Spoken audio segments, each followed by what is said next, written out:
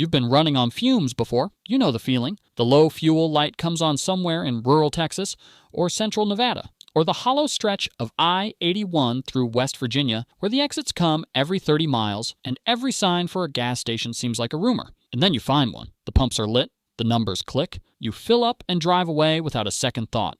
Here's what you didn't think. How did that gas get there? There are 145,000 gas stations in the United States. They collectively dispense approximately 368 million gallons of fuel every single day, and almost none of them ever run dry. Not the one off the interstate in rural Montana, not the one open at 3 a.m. in suburban Ohio, not even the ones in hurricane zones, up until the storm actually arrives. The gas is always there, like it grew in the ground. It didn't. Behind that pump is one of the most precisely engineered, almost completely invisible logistical systems on Earth, an automated underground monitoring network, a 5,500-mile pipe carrying 100 million gallons a day, and a just-in-time supply chain running so close to the edge that in 2021, one ransomware attack took 6 days to nearly drain the entire East Coast. The system works so well, you've never once thought about it. That's the point. Let's start with what's actually underneath your feet when you pull up to a pump. Here's what most people picture when they imagine a gas station's fuel supply. A big tank somewhere, underground probably. The owner notices it's getting low, makes a call, a truck shows up. Simple inventory management,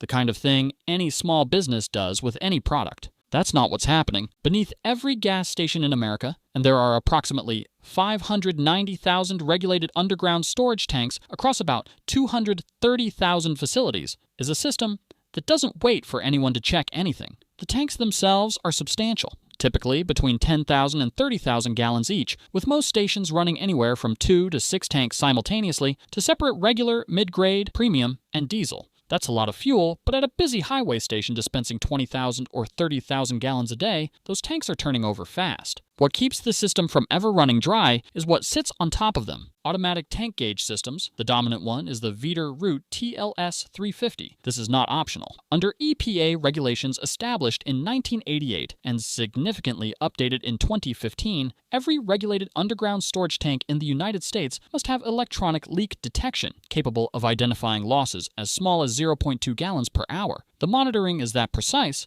because the stakes are that real. A leaking tank isn't just lost revenue, it's a contaminated aquifer.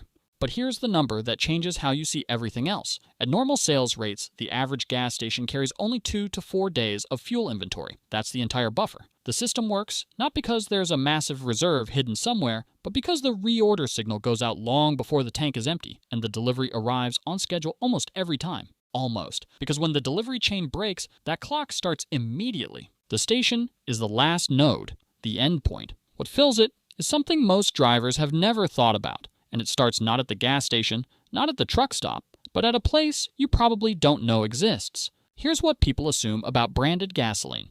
The logo on the canopy tells you where the gas came from. Shell gas comes from Shell. BP gas comes from BP.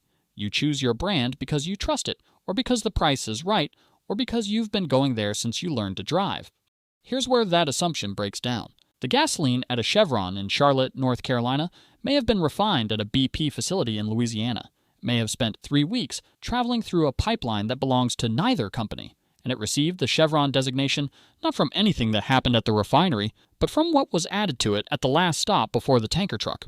That last stop is called a fuel terminal, or a fuel rack. Most people have never heard of one. They are the intermediate distribution nodes between the refinery and the pump.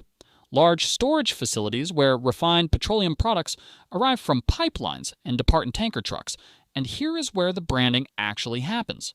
At the terminal, each oil company injects its proprietary detergent and additive package into the base fuel. This additive package, not the crude oil or the refining process, is what differentiates Shell V-Power from Chevron Techron.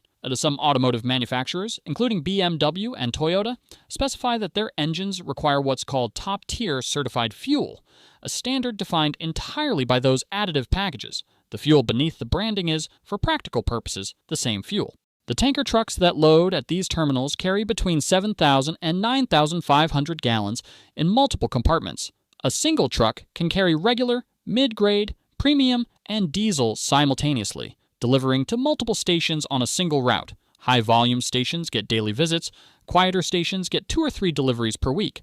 Route scheduling software integrates in real time with the ATG monitoring data from every station on the route so the truck arrives precisely when the tank needs it. This is just-in-time delivery in its purest form, the same logistics logic that keeps your grocery store stocked without a warehouse in the back.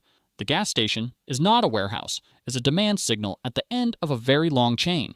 And that chain has a spine, one pipe, running from Texas to New Jersey, and it carries almost half the fuel on the East Coast. Most Americans have never heard of the Colonial Pipeline. It is not a household name, does not advertise, it has no consumer-facing brand. It is underground, buried, silent, and moving approximately 100 million gallons of refined petroleum products every single day. 100 million gallons per day. The Colonial Pipeline runs 5,500 miles from Houston, Texas to Linden, New Jersey, through the Gulf Coast refinery belt, up through Georgia, the Carolinas, Virginia, Maryland, and into the New York Harbor distribution hub. It carries gasoline, diesel, jet fuel, and home heating oil. It supplies approximately 45% of all fuel consumed on the east coast of the United States. And here is the part that sounds impossible until you understand how pipelines actually work. The gasoline and diesel don't travel in separate pipes. They travel in the same pipe, one after another, in what engineers call fungible batching. Regular gasoline is pushed through, then a small interface zone separates it from the next product, then diesel follows, then jet fuel. The interface zones are collected at terminals and re-refined. The products stay separate, not because of physical barriers, but because of timing and continuous monitoring. Fuel moves through the pipeline at somewhere between 3 and 8 miles per hour. Slower than a car on a surface street, which means a gallon of gasoline refined on a Monday in Louisiana might not reach a terminal in Virginia until 2 or 3 weeks later. The pipeline is not just infrastructure, it is a time buffer, a reservoir of supply in transit at all times. The United States has approximately 2.5 million miles of petroleum pipeline in total. That network is as real as the interstate highway system. It is older than most of it, and it is almost completely invisible to the people whose daily lives depend on it. Here's why that invisibility matters. You now understand why gas stations almost never run dry. The monitoring system knows exactly what's in every tank. The fuel terminal schedules the truck before the tank empties. The pipeline keeps 100 million gallons moving through it every day. The system is designed to be self-sustaining, nearly automatic, and largely invisible. Now here's what happens when it stops. On May 7th, 2021, a ransomware group called DarkSide attacked Colonial Pipeline's computer systems. Colonial shut down all pipeline operations as a precautionary measure. 100 million gallons per day. Gone. Within 72 hours, gas stations across Georgia, North Carolina, South Carolina, Virginia, and Florida began running out of fuel. That 2 to 4 day inventory window at each station wasn't a theoretical vulnerability. It was an Oakent-down clock that started the moment the pipeline went offline. Panic buying accelerated the depletion. People who would normally fill up once a week filled up daily, filled spare containers, cleared out whatever remained. The ATG systems at individual stations, so good at managing normal demand, had no protocol for a demand spike with no precedent. The pipeline was offline for 6 days. Average national gasoline prices hit $3.04 per gallon, the highest since 2014.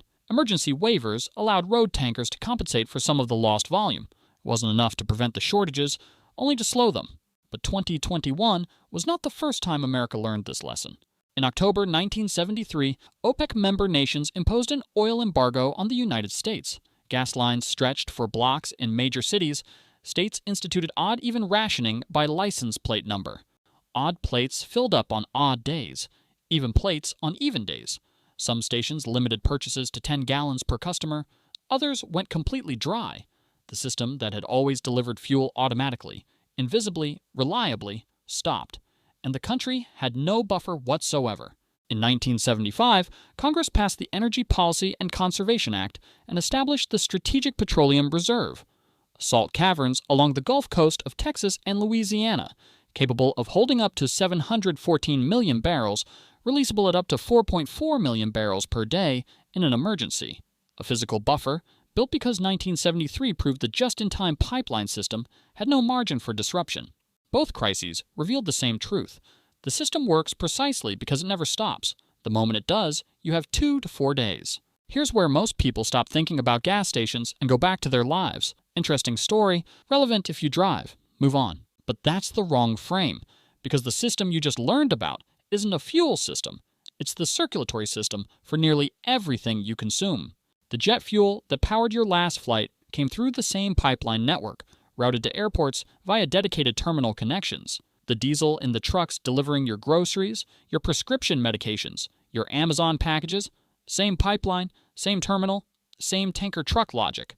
The refrigerated trailers keeping produce and insulin cold on a 2,000-mile journey. Same fuel, same distribution chain. The average American grocery store carries approximately 3 days of inventory.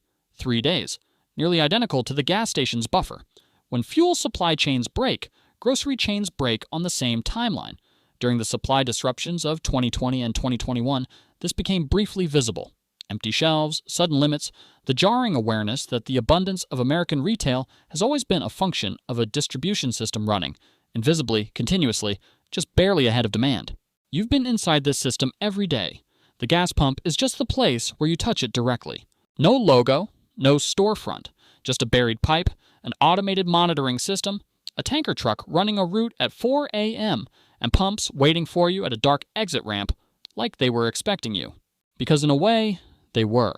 So here's where you actually land. You pulled off that exit ramp thinking you were looking at a gas station, a canopy, some pumps, a fluorescent lit convenience store. Simple, obvious, not worth a second thought. What you were actually looking at was the endpoint of a 5,500-mile pipeline, a tank underground sending automated reorder signals before it was half empty.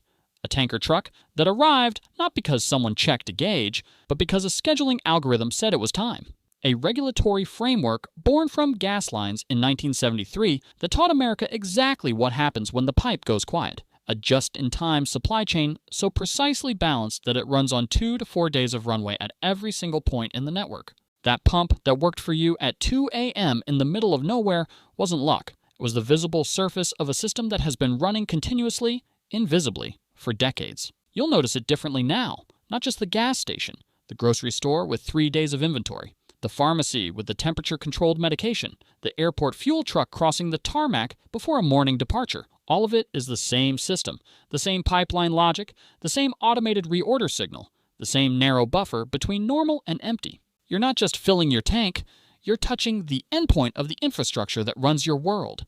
And if you think the pipeline that supplies your gasoline is invisible, wait until we get into the system that supplies your water, and why every city in America is one broken pipe away from a crisis that engineers have been quietly preventing for decades.